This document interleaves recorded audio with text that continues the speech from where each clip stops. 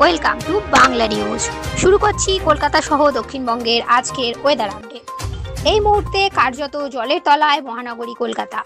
সোমবার রাত থেকে শুরু হওয়া অবিরাম বৃষ্টিতে শহরের বিভিন্ন প্রান্তে হাঁটু থেকে কোমর সমান জল জমে অচল হয়ে পড়ে স্বাভাবিক জনজীবন।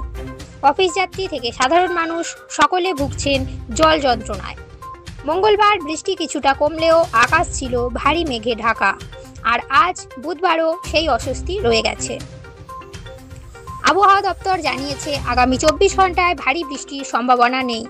তবে এর অর্থ এই নয় যে বৃষ্টি পুরোপুরি থেমে যাবে।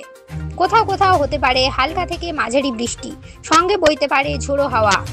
আজ কলকাতার সর্বোচ্চ তাপমাত্রা থাকতে পারে প্রায় 32 ডিগ্রি সেলসিয়াস আর সর্বনিম্ন প্রায় 27 ডিগ্রি। উত্তর পূর্ব বঙ্গোপসাগরে সক্রিয় একটি নিম্নচাপের জেরে দক্ষিণবঙ্গের অধিকাংশ জেলাতে আজ বজ্রবিদ্যুৎ সহ বৃষ্টির সম্ভাবনা রয়েছে।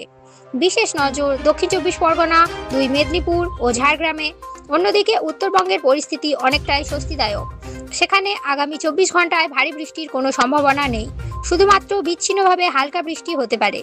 এই ছিল আজকের কলকাতা সহ দক্ষিণবঙ্গের ওয়েদার আপডেট। ধন্যবাদ। নমস্কার, আমি দিনেশ, আপনারা দেখছেন বাংলা নিউজ। সত্যের পথে, মানুষের পাশে, তাজা খবর, সঠিক তথ্য। আমরা বলি বাস্তবের কথা, নিরপেক্ষ কণ্ঠে।